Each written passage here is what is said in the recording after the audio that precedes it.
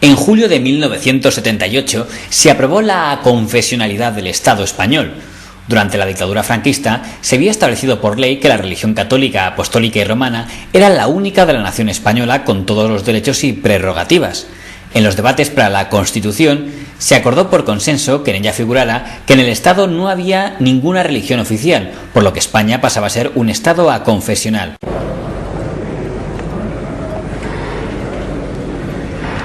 Vengo a esta tribuna a defender un acuerdo que es un acuerdo que estaba establecido en el anteproyecto publicado el día 5 de enero y que fue roto de manera unilateral, concretamente por los grupos parlamentarios de Alianza Popular y de Unión del Centro Democrático. Y después de lo que nos explicó el secretario general del Partido Comunista en su intervención general sobre la Constitución, me temo también que va a haber que convencer a los compañeros comunistas en este terreno. Señor Barrera, por lo tanto, aquí no hay ninguna cuestión de consenso, aquí hay un acuerdo que estaba establecido, hay un acuerdo que se rompió al margen o por razones que no figuraron en la ponencia en su momento, que llevaron, y hay que recordar la accidentada historia de esta Constitución, que llevaron a la salida del ponente socialista, señor Peces Barba, y después también a una petición de explicación en la comisión que tenía que haberse dado por los grupos que rompieron el acuerdo en la ponencia y que hasta el momento no ha sido dada satisfactoriamente. Y tengo mucho interés en recordar que en aquel momento en la comisión hubo una declaración que desde mi punto de vista es históricamente importante, que fue la del señor Arzallus, que en nombre del Partido Nacionalista Vasco señaló clarísimamente cómo el PNV era favorable a la no mención, y esto es enormemente relevante dada la historia confesional pasada del Partido Nacionalista Vasco y marca una posición de evolución muy importante en un sector importante de lo que son los católicos en nuestra historia pasada. A tal efecto se puede recordar la misma postura que mantuvo en el año 31 la minoría vasco-navarra en el momento del debate constitucional. Por tanto, nos encontramos en una situación en la que no había consenso y en la que sigue sin haberlo. Y sigue sin haberlo porque para el Grupo Socialista del Congreso lo que hay aquí es un privilegio de mención. Y ese privilegio de mención, en el apartado tercero del artículo 15, conduce a una confesionalidad solapada del Estado.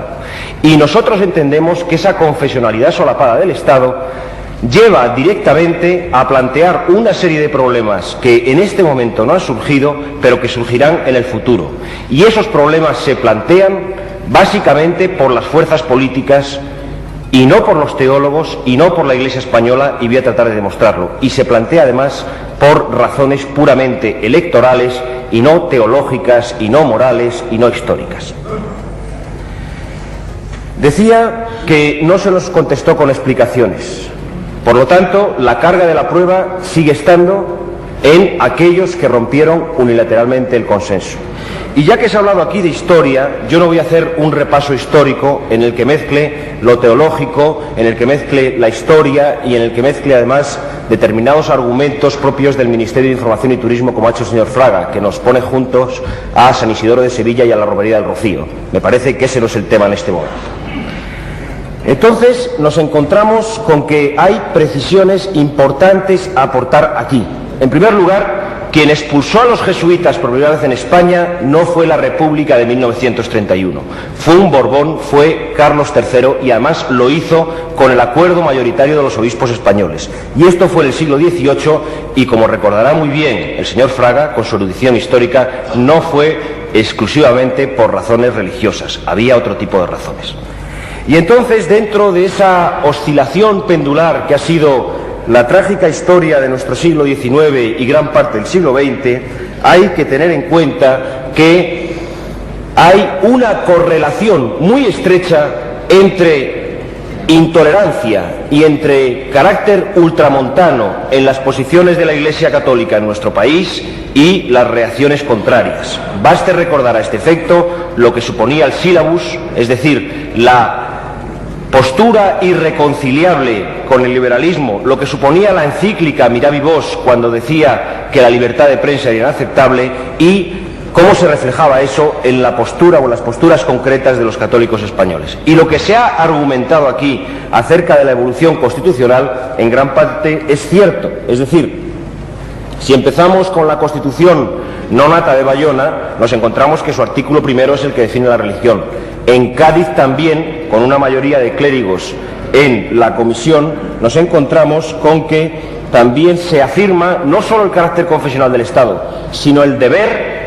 por parte de los señores diputados de defender y de practicar el culto religioso. Para no cansar a sus señorías,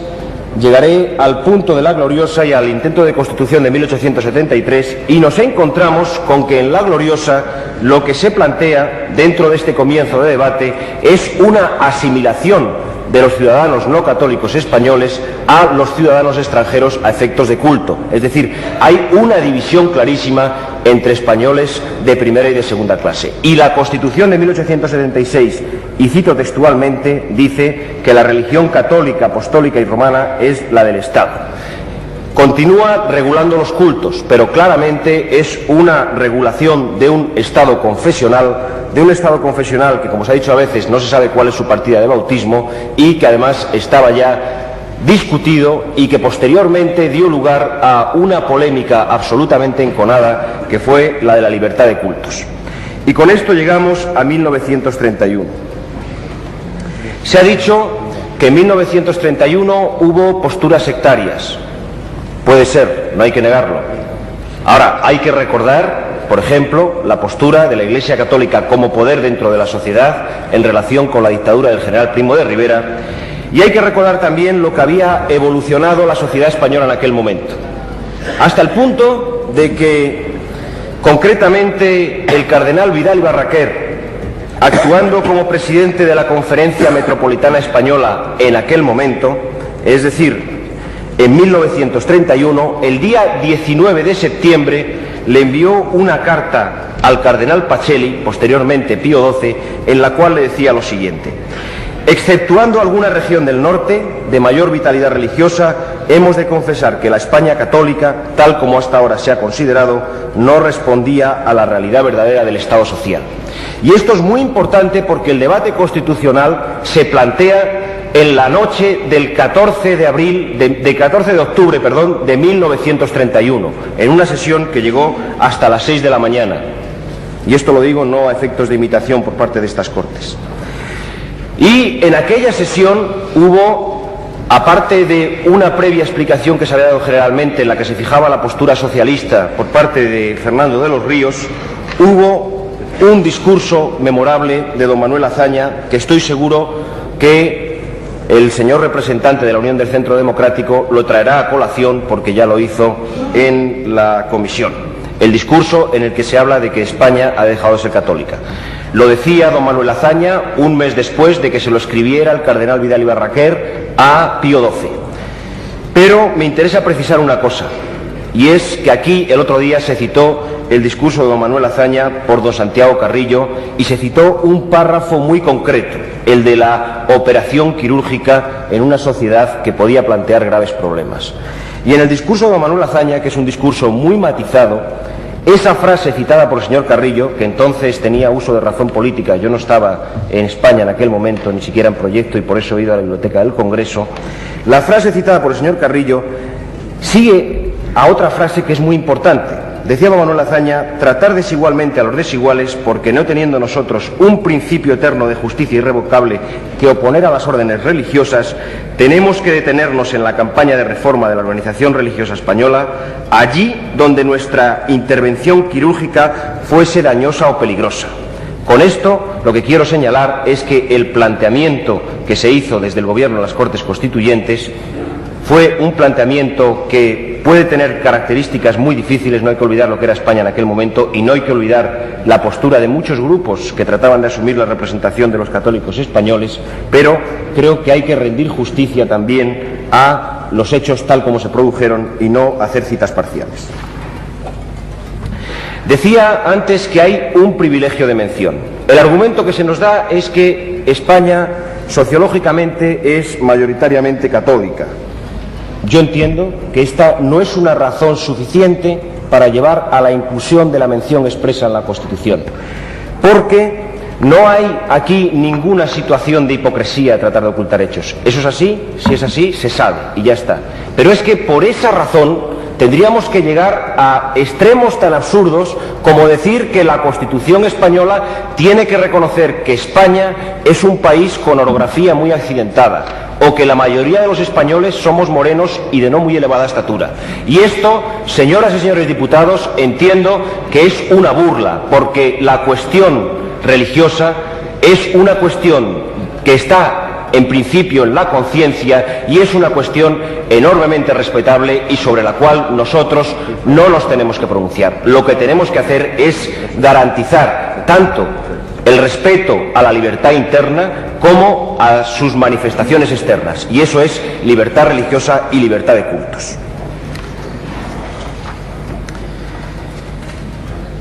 En cuanto a esta cuestión concreta, la libertad religiosa y de cultos, nos encontramos con que ese privilegio de mención que he apuntado nos lleva a que esta Constitución es una Constitución en la que hay una confesionalidad solapada. Y esto no lo vamos a ver en este momento, lo vamos a ver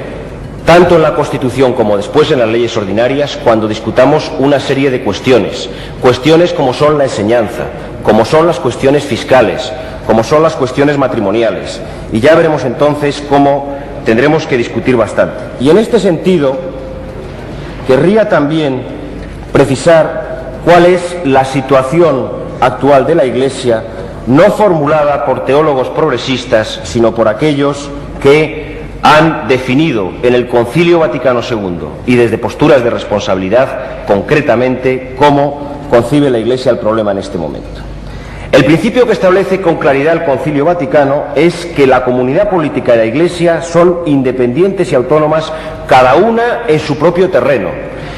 Y el cardenal Tarancón, presidente de la Conferencia Episcopal, decía en enero de 1977, comentando precisamente esta afirmación, que este principio no solo ha de aceptarse, sino que ha de llevarse a la práctica con tal claridad que se eviten hasta las apariencias de una mutua injerencia o de una falta de verdadera autonomía en cualquiera de las dos sociedades. Es decir, que el concilio se pronuncia claramente por una separación entre la Iglesia y el Estado. Considera que se trata de dos sociedades autónomas y hace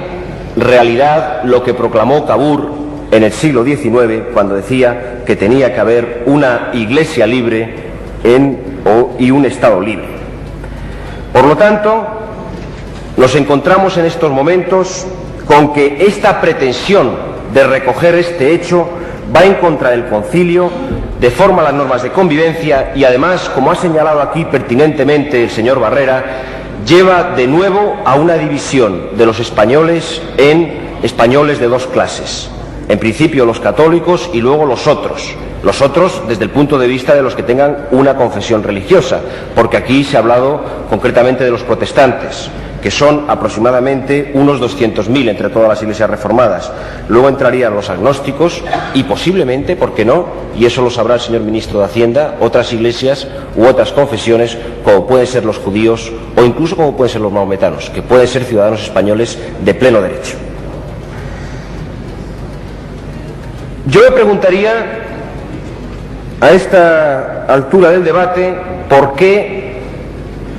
los diputados de Alianza Popular y de Unión del Centro Democrático pretenden ser más papistas que el Papa y por qué pretenden ir en cuestiones religiosas más allá de lo que dice la propia Iglesia Católica.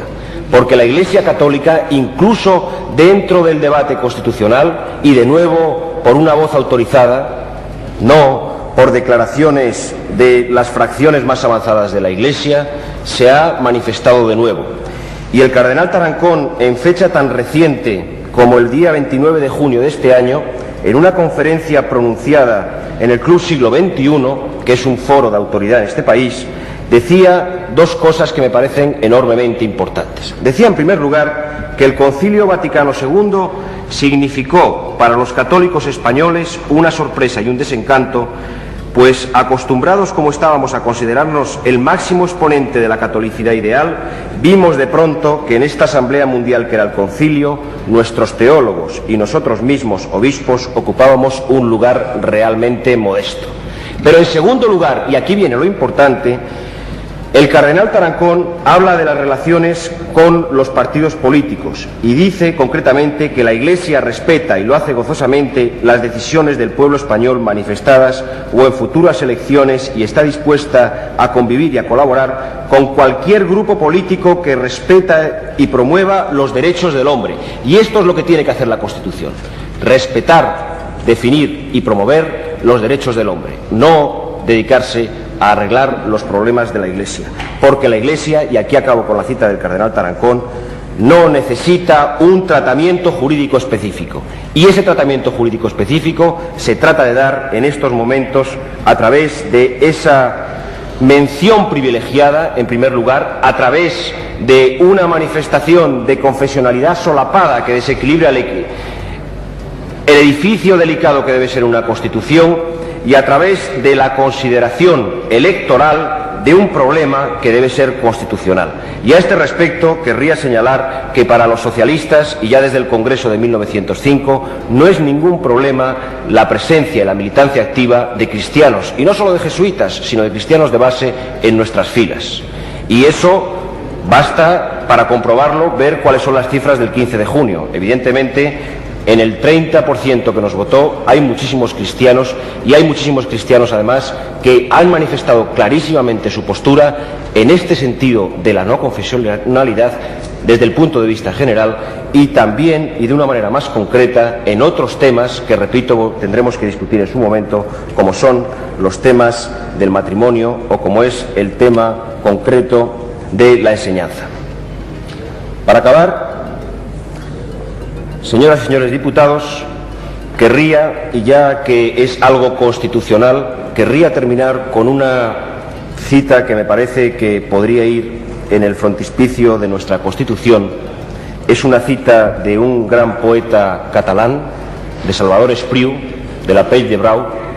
escrita en una lengua que es la lengua no solo de los catalanes, y lamento que no esté el señor de la Fuente en estos momentos, que es también de gran parte de los valencianos y de los mallorquines, porque no hay que olvidar que Ausiàs March o que Ramon Llull escribieron en catalán, y que como homenaje a esta lengua voy a hacerlo en catalán, traduciendo a continuación. Dice en ese libro, En la piel de toro, dice Espriu concretamente a Espanya, a Sefarad, dice: recorda sempre això, Sefarad, fes que siguin segurs els ponts del diàleg i mira de comprendre i estimar les raons y les parles diverses dels teus fills. Es decir, recuerda siempre eso, Sefarad, haz que sean seguros los puentes del diálogo y trata de comprender y estimar las razones y las hablas de tus hijos. Señoras y señores diputados, en el artículo 3 de la Constitución se han reconocido las hablas de los hijos de España. Ahora estamos en el momento de reconocer las razones de todos, y esas razones de todos van dirigidas a esa España, a esa Sefarad, que, como saben muy bien ustedes, todavía sigue estando en el corazón, por ejemplo, de muchos hombres que fueron españoles y se han sentido españoles mucho tiempo y que no eran católicos. Con la aprobación de un artículo 15 en el que se supriman menciones innecesarias, nos encontraremos, yo diría, con una reconciliación con nuestra historia, con una superación de la tragedia, y nos encontraríamos con que podemos hablar de que son tan españoles San Leandro y Santiago como Don Sentop de Carrión, como Averroes, como Avicena, o también como todos esos heterodoxos españoles que muchos de ellos murieron en la pira de la Inquisición. Con ello abriríamos una nueva era en la historia de España. Nada más y muchas gracias.